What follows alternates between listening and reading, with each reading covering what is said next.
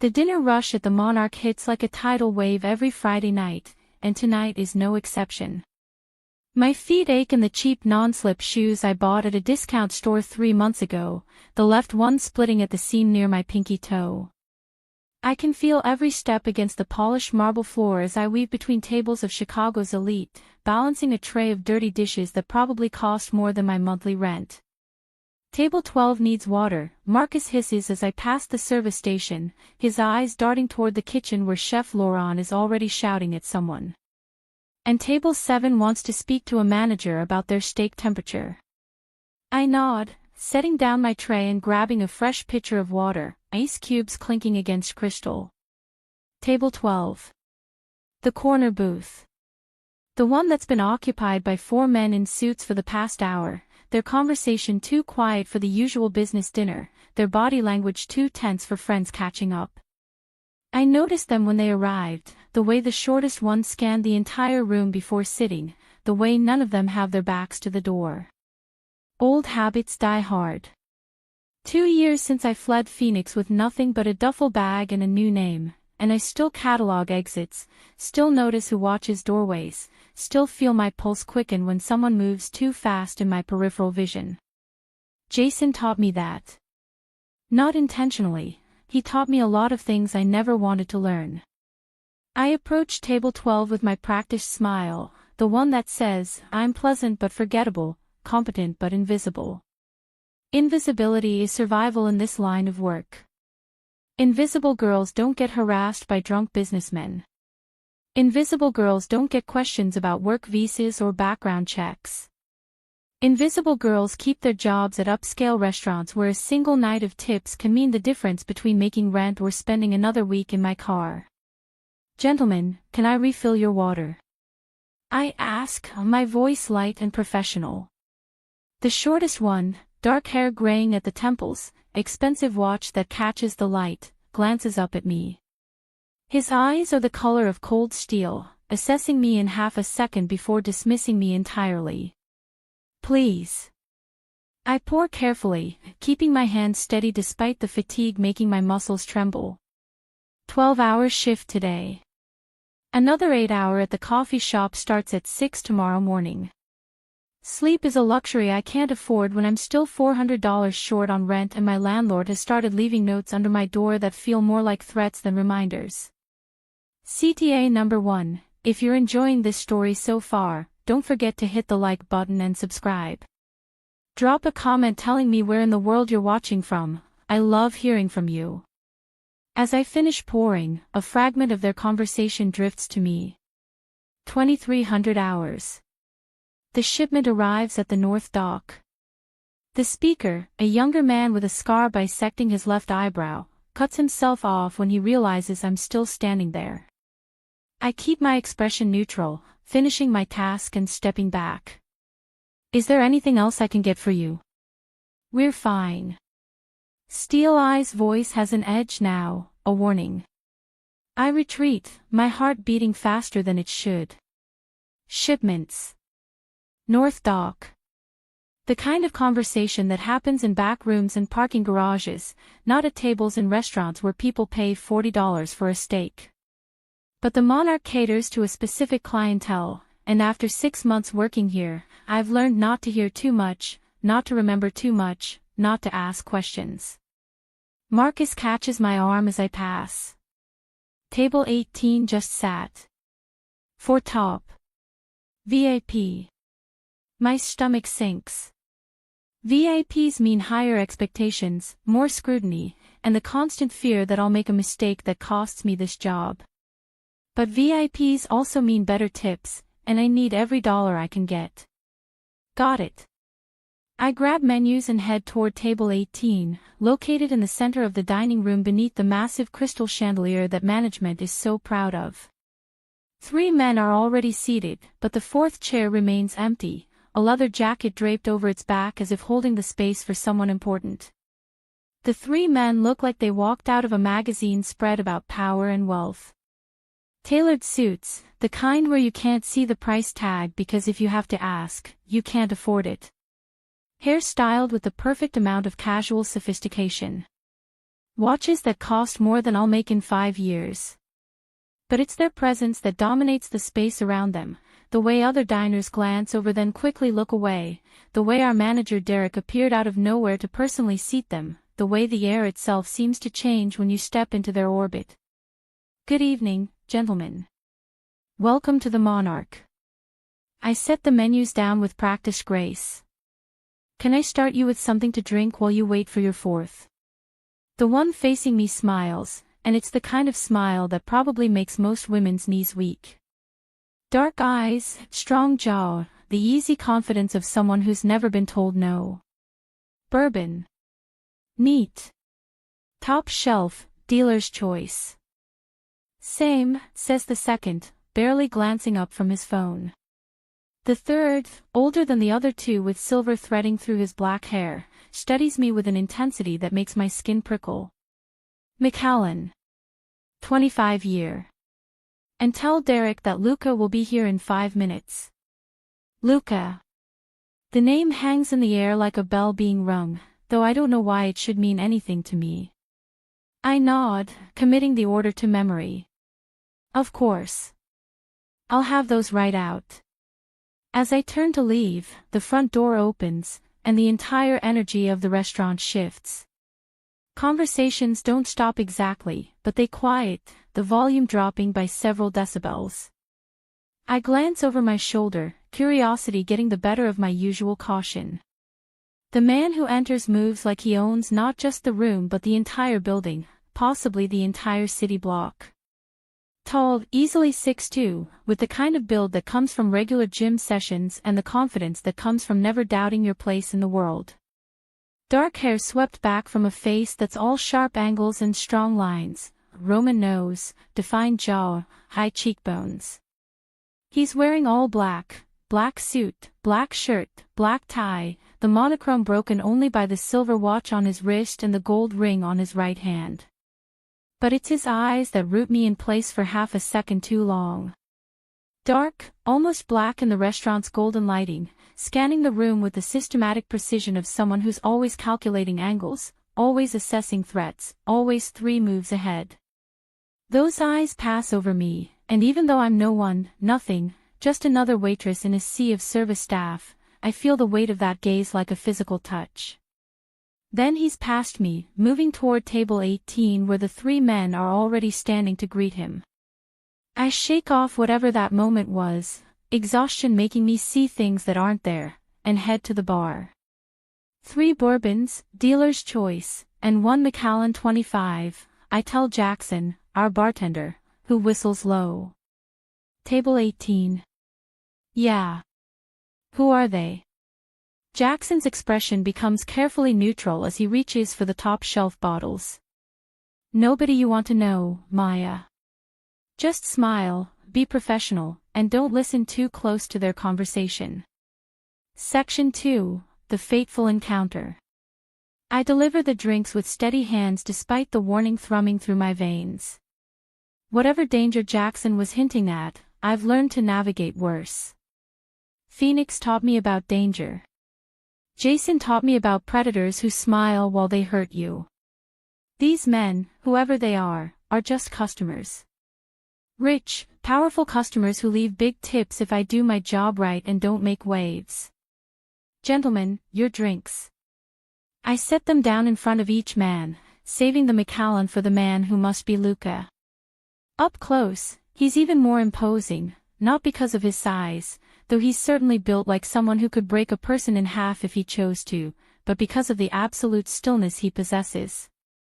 He doesn't fidget, doesn't shift, doesn't make unnecessary movements. It's the stillness of a predator conserving energy before a strike. Thank you, he says, and his voice is surprisingly smooth, low, and rich with just a trace of an accent I can't quite place. Italian, maybe, or maybe it's just the environment, the Monarch with its old-world elegance and European pretensions. Are you ready to order, or would you like a few more minutes? Give us 10, the youngest of the group says, already deep in conversation with the man to his left. I nod and retreat, but not before catching another fragment of dialogue, Volkov's moving faster than we anticipated. If he makes a play tonight. The voice cuts off as steel eyes from table 12 walks past, heading toward the restrooms.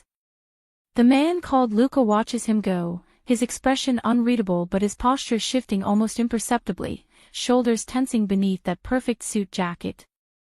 I move back into the rhythm of service, refilling water glasses, clearing plates, running food from the kitchen to tables scattered throughout the dining room. But I can't shake the tension building in the air, the way certain tables keep glancing at each other, the way the security guard by the front door, when did we get a security guard, keeps his hand near his jacket in a way that suggests he's armed. Something's wrong.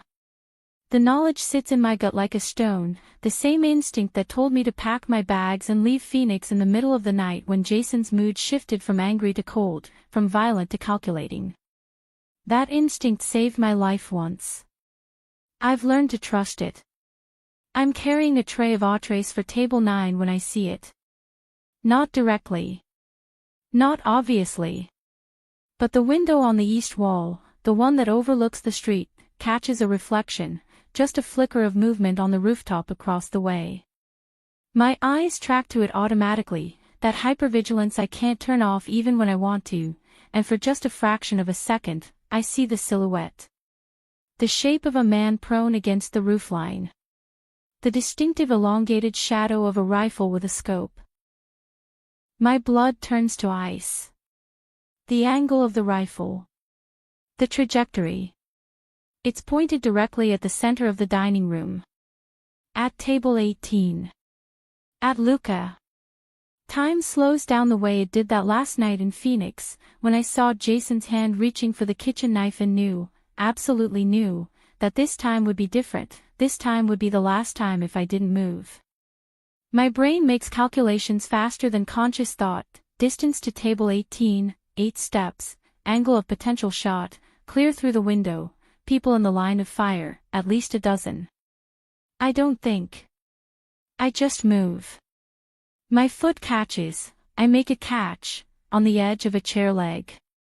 The tray tilts, overbalances, and I let it go, let gravity and momentum take over. Plates crash against the marble floor with a deafening cacophony of shattering porcelain and clattering silverware. Food sprays across the ground in an abstract art pattern of sauces and garnishes. The water glasses I'd placed on the edge of the tray for balance explode into glittering fragments. And I fall, my body moving to intercept the sight line, dropping directly between the window and table 18. The entire restaurant freezes. Conversations stop mid-word. Every head turns toward the sound of disaster, toward me sprawled on the floor in a pool of ruined food and broken dishes, my uniform soaked with water and red wine sauce. Oh my God, I gasp, my voice high with manufactured embarrassment. I'm so sorry, But I'm not looking at the mess. I'm looking at the window, at the reflection, at the roofline where the silhouette was. Gone. Moved. Repositioning. It takes 3 seconds for the room to restart, for managers to rush over, for other servers to grab towels, for Derek to start apologizing profusely to every table within a 10-foot radius. It takes 5 seconds for someone to help me to my feet, my hands shaking for real now, adrenaline flooding my system. And it takes exactly 7 seconds for me to look toward table 18 and find Lucas staring directly at me. Not at the mess. Not at the disruption to his dinner. At me. His eyes are locked on mine with an intensity that steals the breath from my lungs.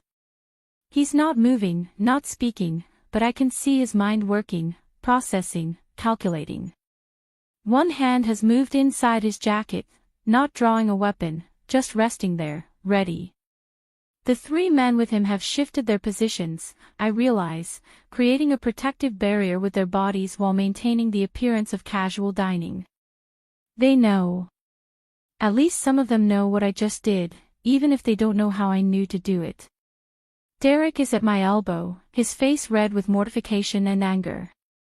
Maya, what the hell? I'm sorry, I interrupt, forcing my voice to shake with embarrassment rather than fear. My foot caught, I didn't see the chair. Go clean yourself up. Now. We'll talk about this later. His tone promises that conversation won't be pleasant, probably will end with me losing this job I can't afford to lose.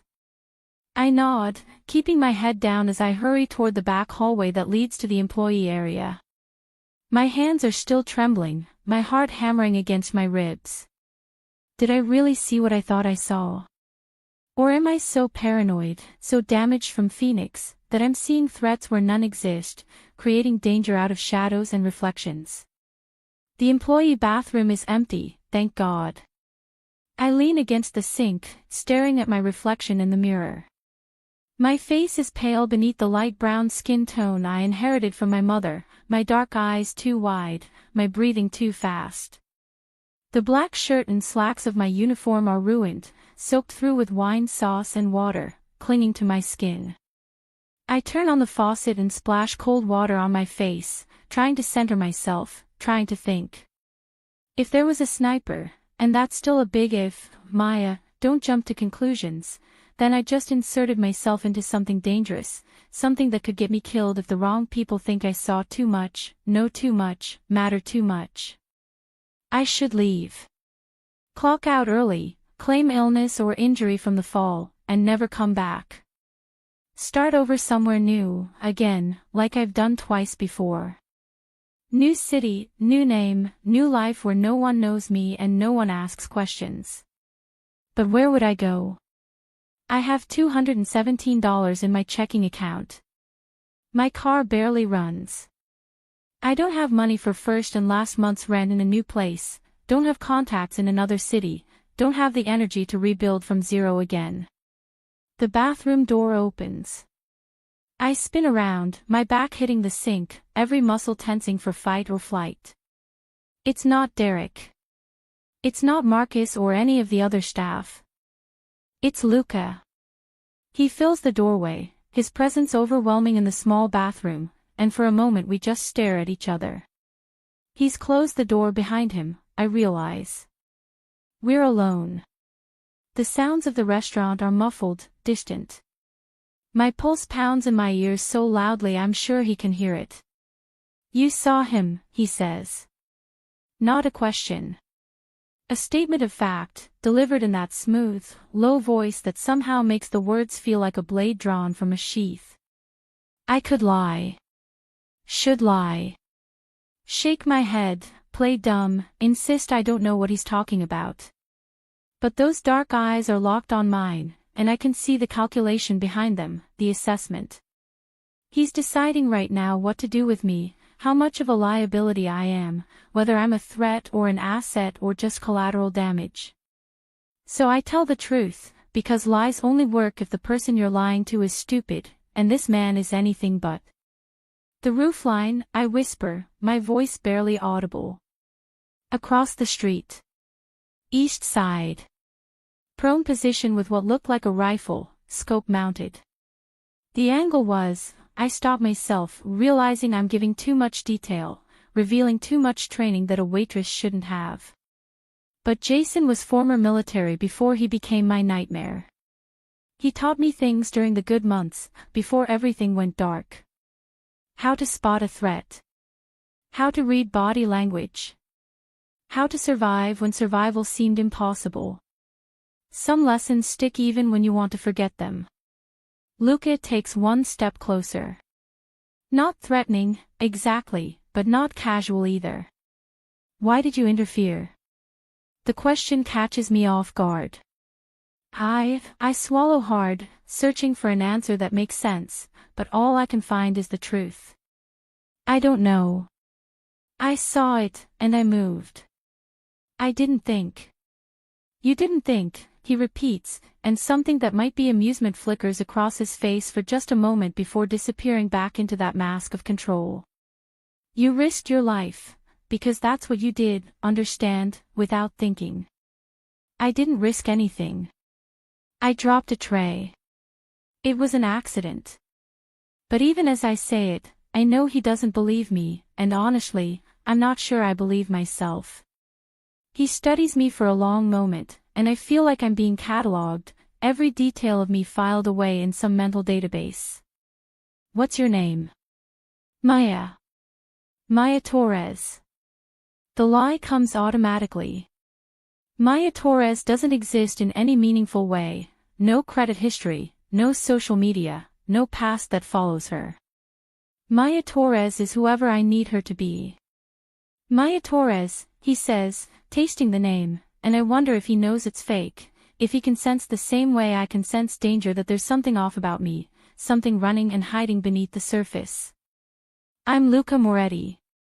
The name lands like a physical blow. Moretti. As in the Moretti family. As in the Chicago Italian organization that supposedly controls half the city's construction contracts and 3/4 of its restaurant scene. As in the family that doesn't appear in newspaper headlines but whispers about in back rooms and bars, the real power behind the city's legitimate facade. I just saved a mafia boss's life. Or I'm having a paranoid breakdown in a restaurant bathroom. The possibilities seem equally likely right now. Section 3, the recognition. You need to come with me, Lucas says, and it's not a request. It's not safe for you here. Not anymore. My laugh is sharp, bitter. Come with you. I don't even know you. And I need to get back to work before I get fired. You're already fired. His voice is matter of fact, not cruel, just stating reality. Derek will let you go the moment you walk back out there. Property damage, disrupting the dining experience, causing a scene. You gave him all the excuse he needs. He's right. I know he's right. But that doesn't make it easier to accept. Then I need to leave. Get my things. Find another. Maya. The way he says my name stops me mid-sentence. There was a sniper on that roof. Whether he saw you interfere or not, whether he knows you recognized what he was doing, you're involved now. And the people who sent him don't leave loose ends. Fear, cold and sharp, slides down my spine. I didn't see anything. I'll forget everything. I won't say a word to anyone. It's too late for that. He pulls out his phone, types something quickly, then looks back at me. My people are handling the situation on the roof right now. But there will be questions about what happened in here, about why you fell exactly when and where you did. Too many people will start wondering. And when people in my world start wondering about someone, that someone becomes a target. This can't be happening. I fled one nightmare only to stumble into another, and this time I don't even have a car to escape in because it's parked in the employee lot, and getting to it means walking through the restaurant, past tables of people who might already be asking questions, wondering about the clumsy waitress who disrupted their expensive meals. What do you want from me? My voice cracks on the last word, exhaustion and fear and frustration finally breaking through my careful composure. Luca's expression softens, just slightly, just enough that I can see something human beneath the cold calculation. I want to keep you alive. And I want to understand why a waitress has the training to spot a professional sniper when my own security didn't catch him until you made your move. I don't have an answer for that. Can't give him one without revealing pieces of my past I've worked so hard to bury. So I just stand there, soaked in wine sauce and water, shaking from adrenaline crash, staring at a man who holds my life in his hands and doesn't even know my real name. His phone buzzes. He glances at it, and his jaw tightens almost imperceptibly. Volkov's man. He's been neutralized. The way he says, neutralized, makes it clear the sniper won't be a problem for anyone ever again. But there will be others. Volkov doesn't make moves like this without backup plans. Who's Volkov? The question slips out before I can stop it. Someone who wants what I have. Luca tucks his phone away. Someone who would use you to get to me if he knew what you just did. So we have two choices. I can give you money, help you disappear, and hope that Volkov doesn't track you down before you get wherever you're going. Or, I prompt when he pauses. Or you come with me. Stay under my protection until this situation is resolved.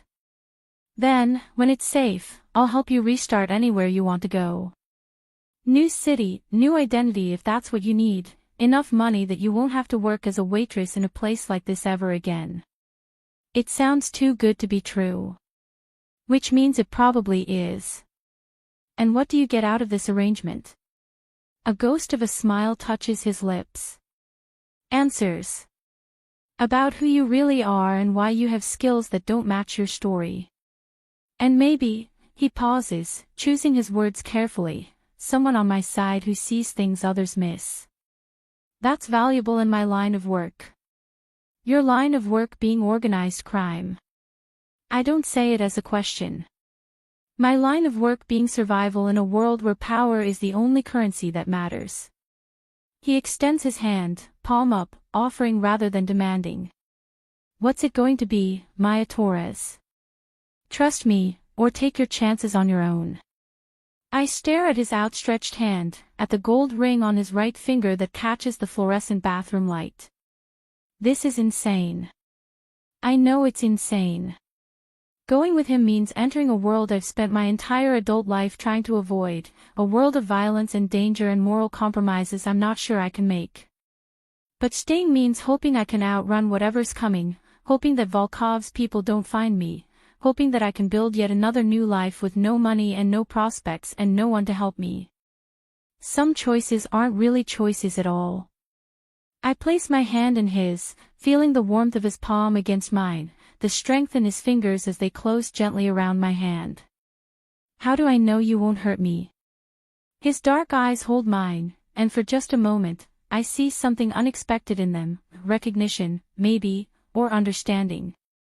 Like he knows what it costs to trust when trust has been broken before. You don't, he says honestly. But I give you my word, Maya. While you're under my protection, no one touches you. Including me. It's not a promise of safety. How can it be, in his world? But it's a promise of intention, and sometimes that's the best you can hope for. Okay, I whisper. Okay. His fingers tighten briefly on mine, a gesture that feels almost like comfort, then he releases my hand and steps back. I'll have someone collect your things from the employee area. Is there an apartment we need to clear out? Anyone we need to notify? I think of my studio in the South Side, the place I've been calling home for 6 months but never felt like more than a temporary shelter. An apartment. But there's nothing there worth keeping. Just clothes and a few personal items. He nods, pulling out his phone again and typing rapidly. We'll send someone to collect whatever you want. Right now, we leave through the back. My car is in the alley. What about the restaurant? Derek and the other staff. Will be told you had a family emergency and had to leave immediately. They'll receive compensation for the disruption and encouragement to forget you existed. The way he says it makes clear that encouragement might not be entirely voluntary, but I'm too drained to care about the ethics of it. Luca opens the bathroom door and checks the hallway before gesturing for me to follow. I do, my legs feeling unsteady beneath me, my mind still trying to process what's happening. We move quickly through the back corridors of the Monarch, past the kitchen where Chef Laurent is still shouting, past the employee break room where Marcus is probably on his phone, past Derek's office where I was probably going to be fired anyway. The back door leads to an alley that smells like garbage and grease, lit by a single flickering streetlight. A black SUV with tinted windows idles near the dumpsters, engine running. One of the men from table 18, the youngest one with the easy smile, stands beside it, his hand resting casually on his hip in a way that suggests a weapon underneath his jacket. All clear, boss, he says as we approach, his eyes flicking to me with curiosity and assessment. Nico's handling the roof situation. Volkov's man is gone, and we swept for additional threats. Nothing. Good. Luca opens the rear door of the SUV, gesturing for me to get in. Take us to the north side property. The secure one. I slide into the leather seat, the interior of the vehicle pristine and expensive, climate-controlled and soundproofed. Luca gets in beside me, and the younger man takes the driver's seat. The doors close with a solid, final sound, and we pull out of the alley into Chicago's Friday night traffic. I watch through the tinted windows as the Monarch disappears behind us, taking with it the last remnants of the life I'd built here, the careful invisibility I'd maintained. Gone in the space of minutes because I couldn't stop myself from seeing a threat, couldn't stop myself from moving to prevent it. What happens now? I ask, my voice small in the quiet of the vehicle. Luca is looking at his phone, reading messages that make his expression grow progressively darker. But he glances up at my question, and some of the hardness in his face softens. Now you tell me the truth about who you really are, Maya Torres. And I decide if I made the right choice by bringing you into my world. The way he says it makes clear that decision could still go either way. That I'm not safe yet, not trusted, just temporarily under his protection while he determines if I'm an asset or a liability. I lean back against the seat, closing my eyes, feeling every bruise from my theatrical fall, every ache from 12 hours on my feet. I saved his life tonight, maybe. Or I'm paranoid and saw danger where none existed. Either way, I just walked willingly into the orbit of a man who runs a criminal empire, who deals in violence and power, who could destroy me with a word if he chose to.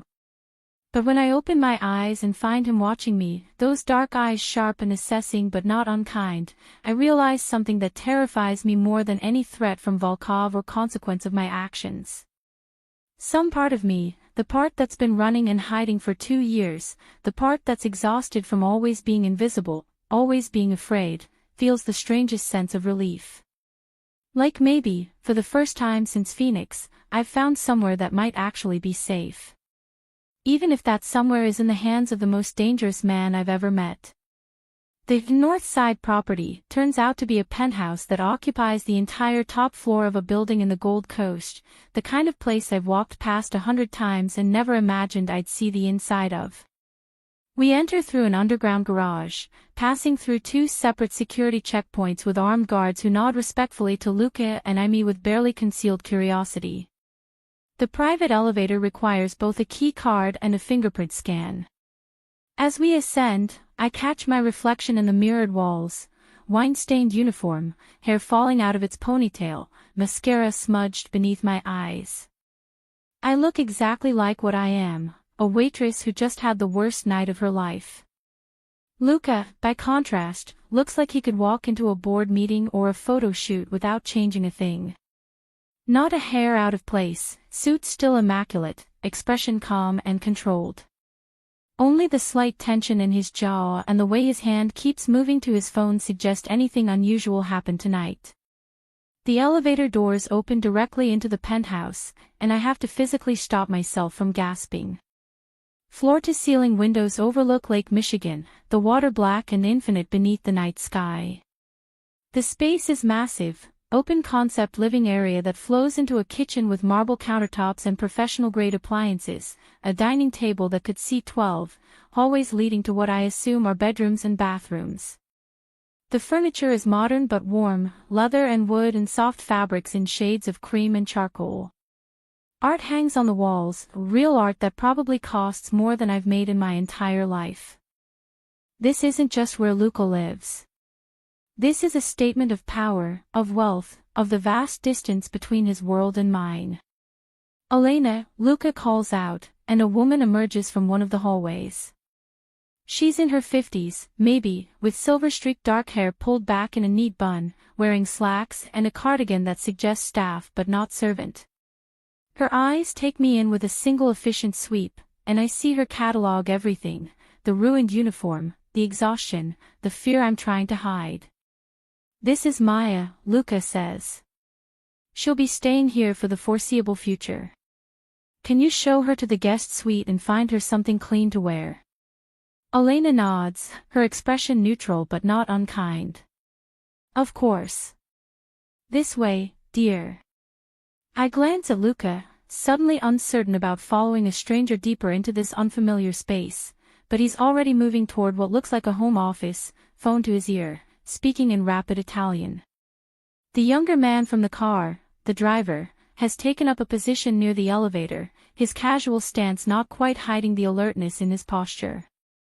"Come," Elena says gently, and something in her tone makes me trust her, at least provisionally.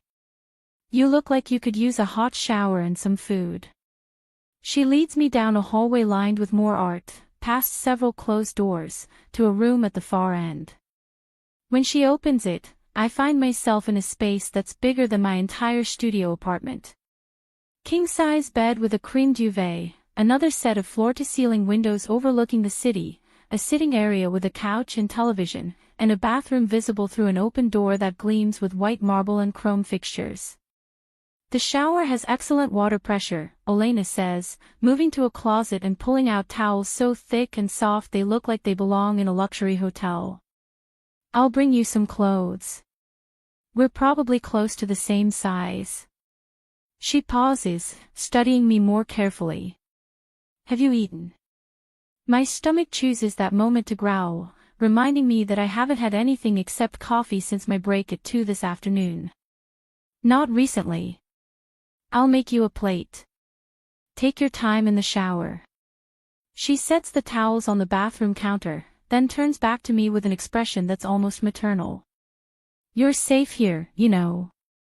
Mr. Moretti doesn't bring people into his home lightly. If he's protecting you, he means it." The words should be comforting, but they just make me more aware of how completely I've placed my life in the hands of a man I don't know.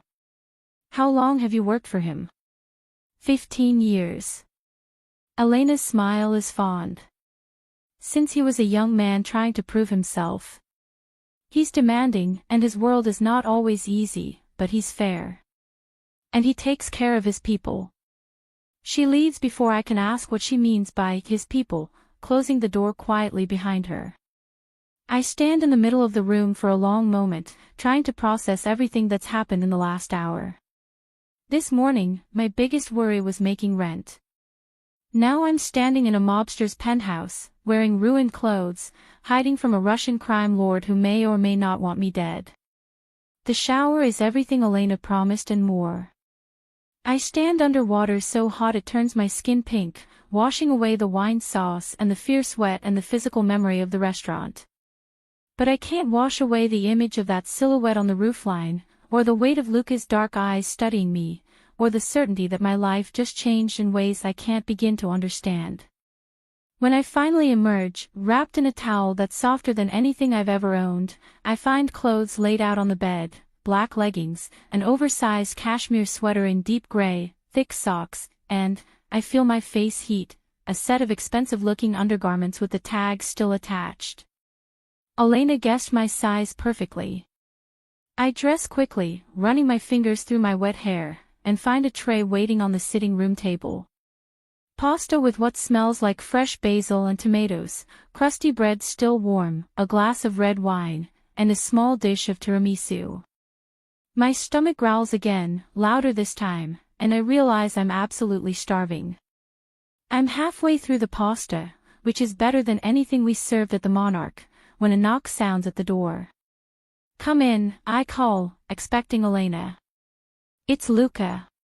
He's removed his jacket and tie, rolled up his shirt sleeves, and somehow the casual look makes him more intimidating rather than less. Without the armor of formal wear, I can see the strength in his forearms, the breadth of his shoulders, the way he moves with the controlled grace of someone who knows exactly what his body can do. "Elena said you were eating." "I don't want to interrupt, but we need to talk." He gestures to the couch. "May I?" It's his house, his penthouse, but he's asking permission to sit in the guest room. The courtesy catches me off guard. Of course. He settles onto the couch, leaving a respectful distance between us, his body angled toward me but not crowding my space. Up close, I can see the faint lines around his eyes, the shadow of stubble along his jaw, the tiny scar above his left eyebrow that I didn't notice in the restaurant's lighting. He's younger than I initially thought, mid-30s, maybe, but he carries himself with the weight of someone who's lived several lifetimes. "I need you to tell me the truth," he says without preamble. "Not Maya Torres from Chicago who works as a waitress. The real truth. Who you are, where you came from, and why you have the kind of awareness that saved my life tonight. My first instinct is to lie, to maintain the story I've been living for 2 years. But he's already proven he can see through surface lies, and if I'm going to be under his protection, he needs to know what he's actually protecting. At least some of it. My real name is Kira Bennett, I say, tasting my birth name for the first time in 24 months. I'm from Phoenix. And 2 years ago, I was engaged to a man named Jason Kruger. Luca's expression doesn't change, but I see something shift in his eyes. Interest, maybe. Or recognition. Jason Kruger. Former Army Ranger, dishonorable discharge for excessive force, currently wanted in Arizona for assault and stalking. He tilts his head slightly. You were the victim who disappeared before the trial. The fact that he knows this, that he's already connected the dots, shouldn't surprise me. Men like Luca Moretti don't survive in his world without being thorough. You ran a background check on me already. I ran several. Maya Torres is a ghost, no history beyond 6 months ago, no credit, no social media, no family. But a waitress who can spot a professional sniper? He leans forward slightly. That suggested either extensive training or trauma that taught you to always watch for threats. And the way you moved when you fell, the way you positioned your body to block the sight line, that wasn't just instinct. That was training. If you're hooked on this story, make sure to subscribe and turn on notifications so you never miss an upload. Your support means everything and helps me bring you more emotional stories like this one. I set down my fork, my appetite suddenly gone.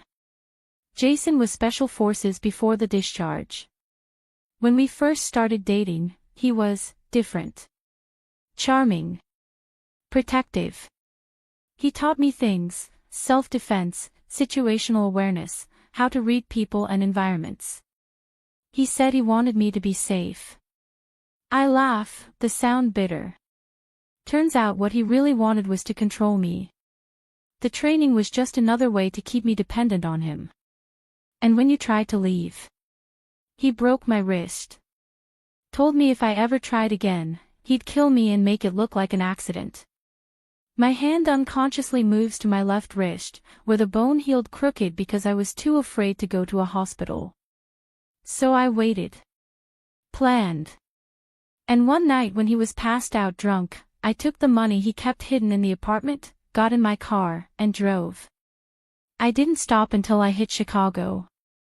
Luca is quiet for a long moment, his dark eyes studying me with an intensity that makes me want to look away, but I force myself to hold his gaze. The police? He asks finally. I filed a report. Testified. But Jason's lawyer painted me as unstable, vindictive, making up stories because he broke up with me. The old anger rises in my throat, bitter and familiar. And then Jason started calling me, texting me, showing up at my apartment. The restraining order meant nothing. The police said they couldn't do anything until he actually hurt me again. So I disappeared before he got the chance. Does he know you're in Chicago? I don't think so. I've been careful, no social media, cash only, fake name on my apartment lease. I move every few months just in case. I wrap my arms around myself, suddenly cold despite the warm sweater. But I can't keep running forever. Eventually, I'll make a mistake, leave a trail he can follow. Lucas stands and moves to the window, his hands in his pockets, looking out at the city lights. Jason Kruger is no longer a threat to you. The certainty in his voice makes my stomach drop. What does that mean? He turns back to face me, and there's something almost gentle in his expression, though his words are anything but. It means that by tomorrow morning, he'll be made aware that you're under my protection. And he'll understand that if he comes anywhere near you, if he so much as thinks your name, he won't live long enough to regret it. I should be horrified. Should protest the implied violence, the casual way he's just threatened to kill a man. But all I feel is a rush of relief so intense it makes me dizzy. For 2 years, I've been running, hiding, always looking over my shoulder, always afraid that Jason would find me and finish what he started. And now, with a few words, Luca has removed that weight from my shoulders. Why? I whisper. Why would you do that for me? You don't know me. I'm nobody. He crosses back to the couch, and this time when he sits, he's closer, close enough that I can smell his cologne, something woody and expensive that somehow smells like power and danger. You're not nobody, Kira. You saved my life tonight. Whether you meant to or not, whether you even fully understand what you did, you put yourself between me and a bullet. That makes you someone worth protecting. But you said there would be consequences. That Volkov would come after me. He will, Luca agrees. Which is why you can't leave. Not yet. Not until I've handled the situation with Volkov and ensured you're no longer a target. His eyes hold mine. I know this isn't what you wanted. Being trapped in another situation where someone else controls your movements, your choices. But this is different from what you had with Jason. You have my word on that. How is it different? The question comes out sharper than I intended. You're still telling me what I can and can't do, where I can and can't go. Because when this is over, when you're safe, you're free to leave. His voice is steady, certain. I'll give you enough money to start fresh anywhere in the world, a new identity that even the best investigators won't crack, and the guarantee that neither Volkov nor Jason nor anyone else will ever find you. You have my word. I want to believe him. God, I want to believe that there's someone in the world who will actually keep me safe without demanding pieces of my soul in return. But trust is a luxury I can't afford, not anymore. And in the meantime, I ask. What do you expect from me? The truth, when I ask for it. Your awareness, your ability to see things others miss, that skill is valuable to me, Kira. I want you to use it. Help me understand threats before they materialize. He pauses. And I need you to stay in this penthouse. No leaving without security. No contacting anyone from your old life. No actions that could expose you to Volkov's people. So I'm a prisoner. You're protected, he corrects. There's a difference. Is there? I'm not sure anymore. But I'm exhausted, overwhelmed, and I don't have the energy to argue. What happens tomorrow? Tomorrow, my people finish their investigation into tonight's incident. We confirm Volkov's involvement and his next likely move. And you rest, recover from what was clearly a traumatic evening. He stands, moving toward the door. Elena will bring you anything you need. The kitchen is fully stocked if you get hungry. There's clothing in the closet that should fit you. And if you need me, he pulls a business card from his pocket and sets it on the table beside my plate, my private number. Call anytime, for any reason. He's almost to the door when I find my voice again. Luca. He turns back, one hand on the doorframe. Thank you. For believing me about Jason.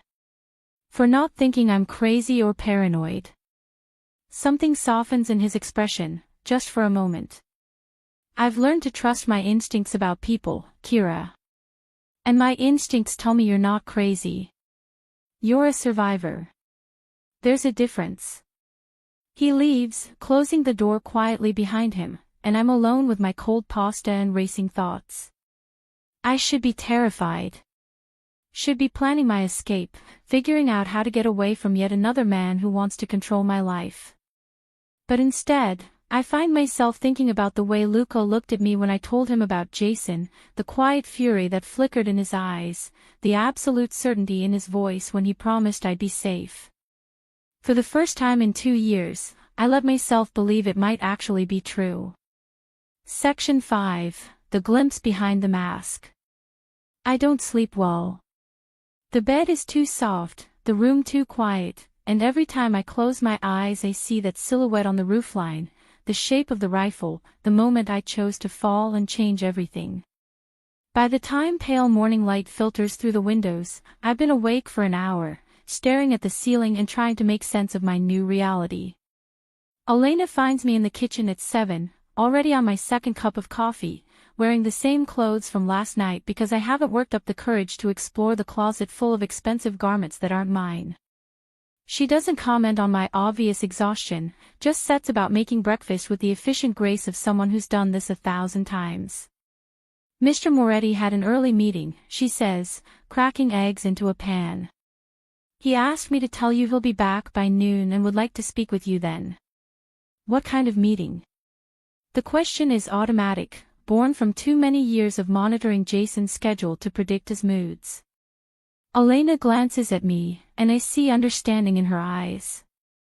Business. That's all you need to know, dear. In this house, it's better not to ask too many questions about Mr. Moretti's work. She serves me eggs and toast and fresh fruit, then busies herself with other tasks, giving me space to eat and think. I'm finishing the last of my coffee when the elevator dings, and 2 men emerge. One is the young driver from last night, still wearing that easy smile. The other is older, built like a boxer, with a scar running down his right cheek and eyes that have seen too much violence. Kira Bennett, the older one says, and his voice is surprisingly gentle for a man who looks like he could break me in half. I'm Nico Battaglia, head of Mr. Moretti's security. This is Marco De Luca. He gestures to the younger man. We need to go over some security protocols with you.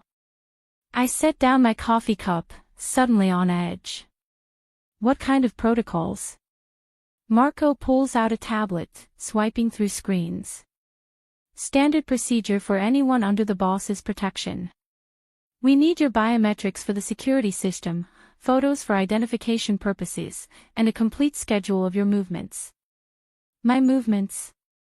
I thought I wasn't supposed to leave. Correct, Nico says. But even inside this building, we need to know where you are at all times. For your safety. The words are reasonable, but they make my skin crawl. This is how it started with Jason, little restrictions, always framed as being for my own good, always accompanied by explanations about safety and protection. Until one day I looked up and realized I was a prisoner in my own life. And if I refuse? I ask, my voice steadier than I feel. Nico and Marco exchange glances, and I see something like respect flicker across Nico's scarred face. Then we explain to Mr. Moretti that you're not cooperative, and he decides what happens next. But I'll tell you honestly, the boss doesn't bring people into his home unless he trusts them. And he doesn't offer his protection lightly.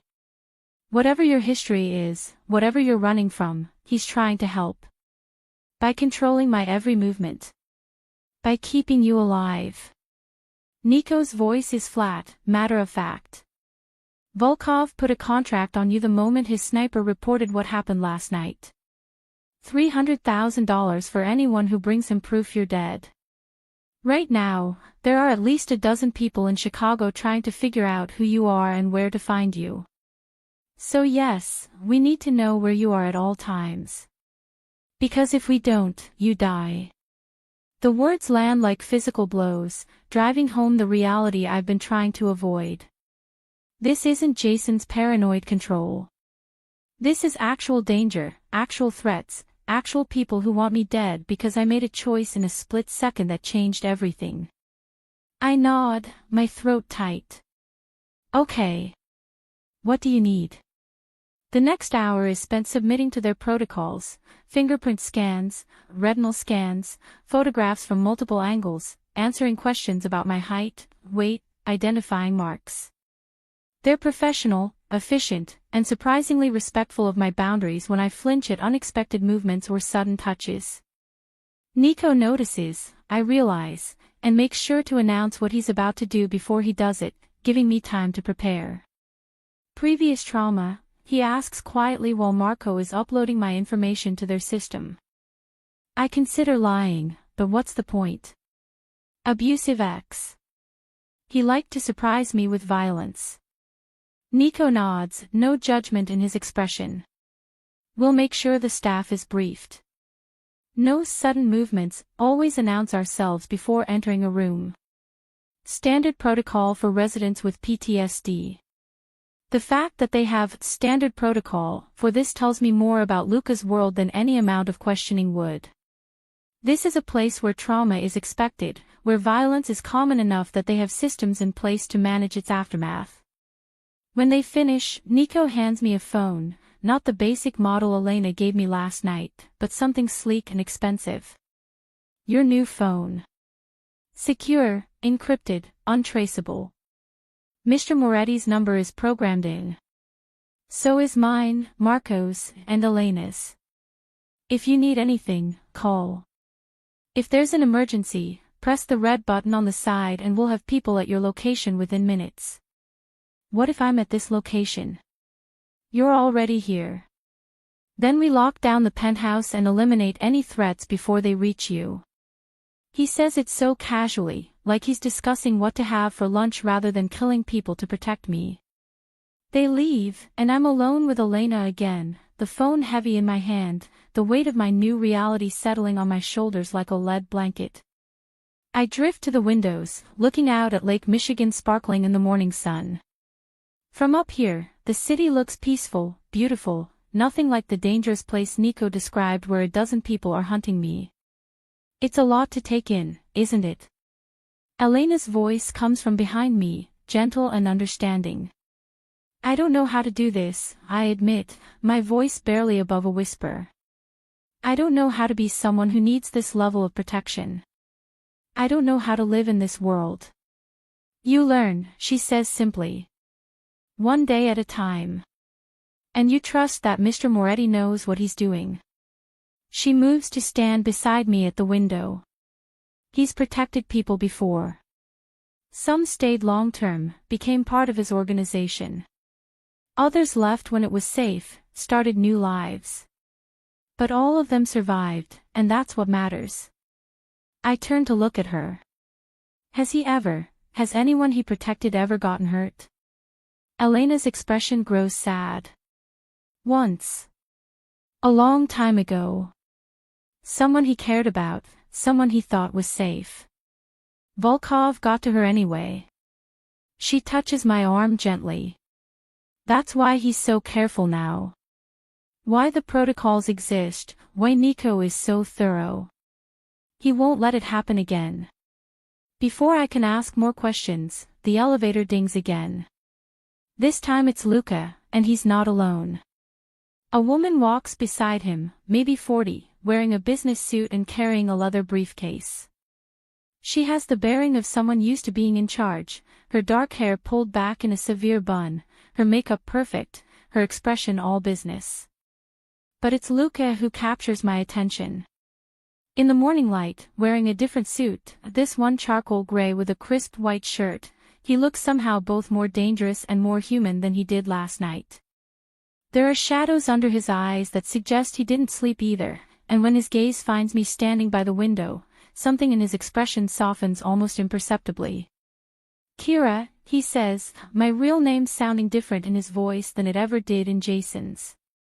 This is Isabella Conti, my attorney. She's going to help you with some legal matters. Isabella extends her hand, her grip firm and professional. Ms. Bennett. It's a pleasure. I understand you've had quite an ordeal. That's one way to put it, I manage, shaking her hand while trying to figure out what legal matters I could possibly need help with. Luca gestures toward the dining table. Let's sit. We have a lot to discuss. Once we're seated, me on one side, Luca and Isabella on the other, Isabella opens her briefcase and pulls out a stack of documents.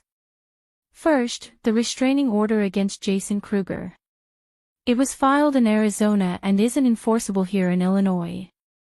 I've already started the paperwork to file a new one here, with additional evidence that my investigators have gathered in the last 12 hours. I blink at her. 12 hours. But I work fast, Isabella says with a small smile. And when Mr. Moretti asks for something, it becomes a priority.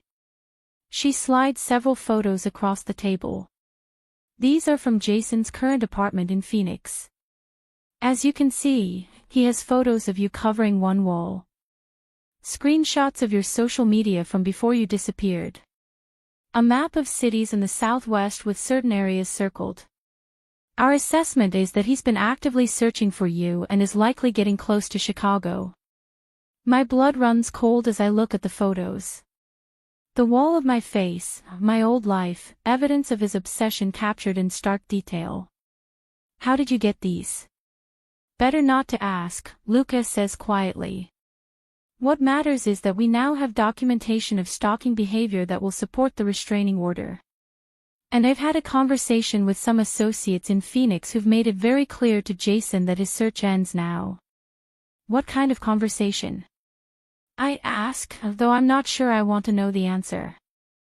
Luca's expression is carefully neutral. The kind that makes consequences very clear.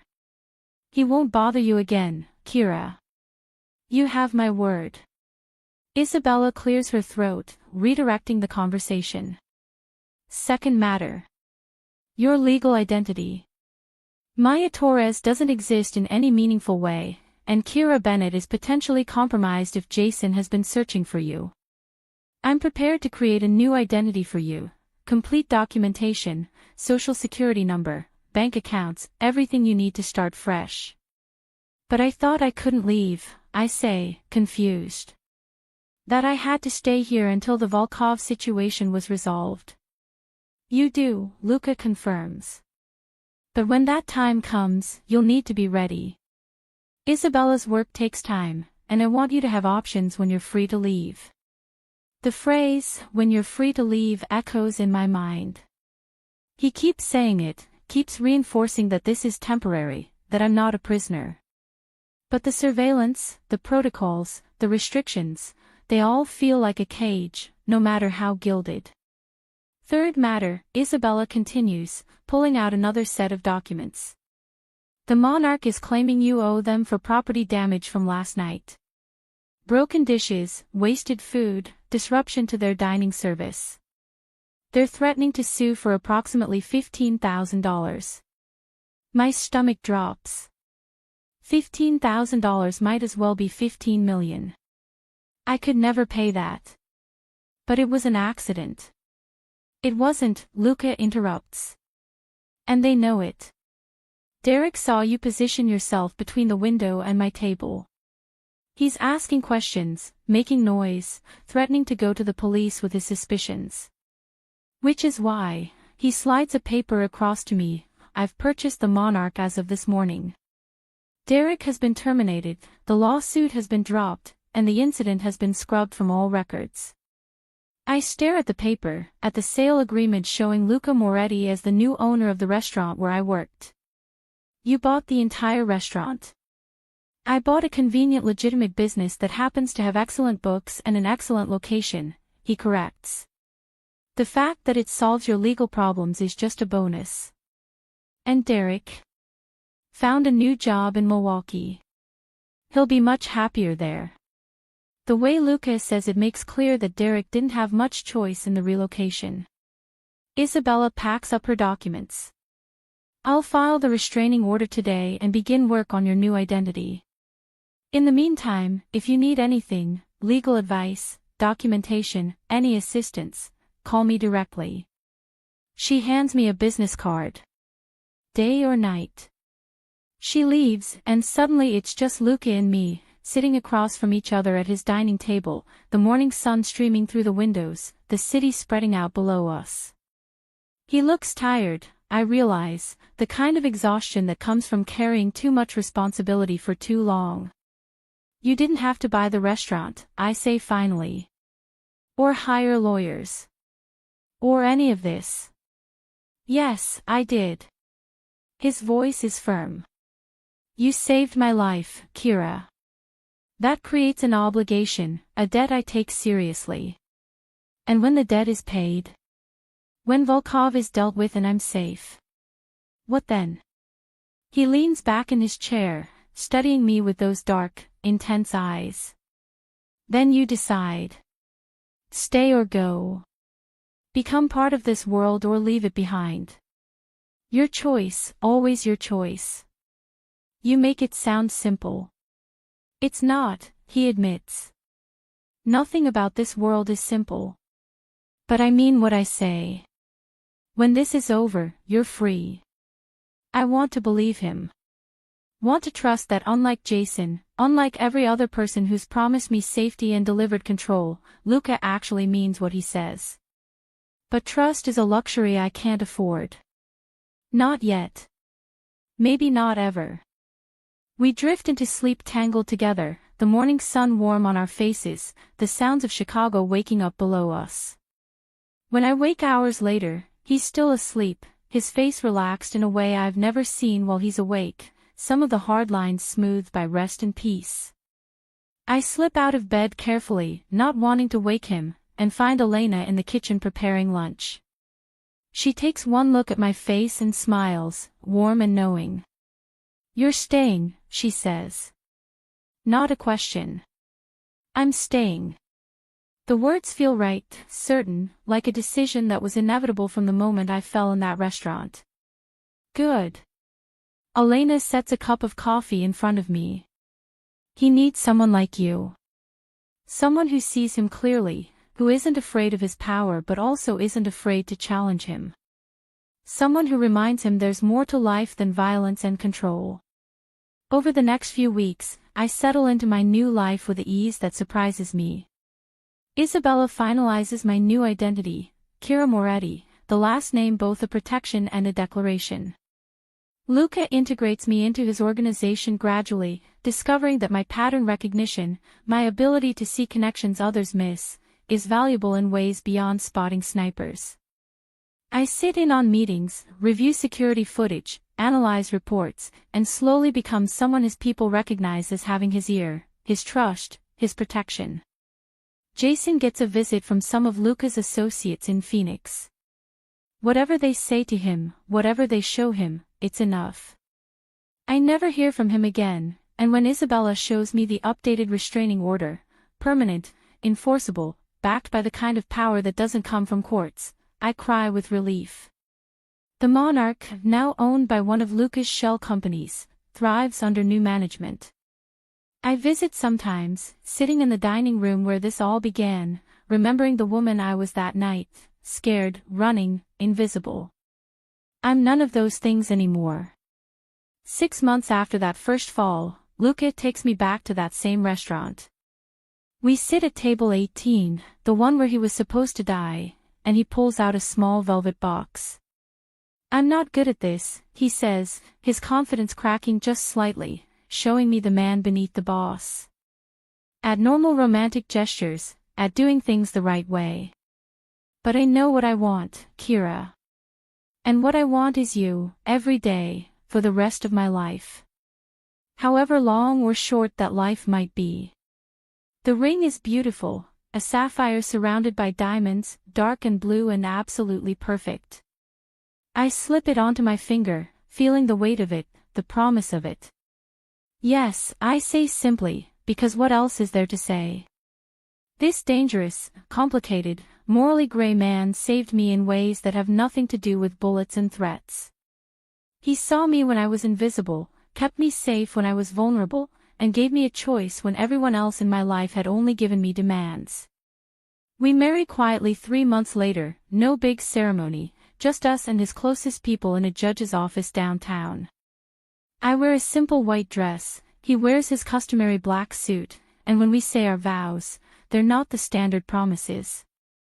Instead, we promise to be honest, to be strong for each other, to face whatever comes together. The honeymoon is 2 weeks in Italy, in a villa in Tuscany that reminds me of freedom and new beginnings. We don't talk about business, don't think about Chicago or threats or the complicated world we've built together. We just exist, just us, learning each other in the quiet moments between everything else. On our last night, standing on the terrace overlooking vineyards bathed in moonlight, Luca pulls me close and says, "Do you have any regrets?" About staying, about all of this. I think about the question, about the life I might have had in Seattle or Portland or Austin with Isabella's fake identity and Luca's money. Safe, sure, but also empty. Invisible again in a different way. No regrets, I say honestly, turning to face him. Except maybe that I didn't drop that tray a few seconds earlier and save us both some trouble. His laugh echoes across the vineyard, rich and genuine, the sound of a man who's learned to be happy again after years of carefully controlled isolation. I love you, he says, the words simple but weighted with everything they mean in our complicated world. I love you too. I rise on my toes to kiss him, tasting wine and promise and future on his lips. When we return to Chicago, to the penthouse that's become home, to the organization that's become family, I know with absolute certainty that I made the right choice. Not the safe choice, not the expected choice, but the right one. I'm not invisible anymore. I'm not running. I'm not hiding. I'm Kira Moretti, wife of the most dangerous man in Chicago, with skills that make me valuable and strength that makes me formidable and a love that makes me invincible. And when the next threat comes, because threats always come in our world, we face it together, side by side, the way we'll face everything for the rest of our lives. The way it was always meant to be, from the moment I saw that silhouette on the roofline and chose to fall. Thank you so much for watching until the end. If you loved this story, check out the other videos on your screen now, I think you'll really enjoy them.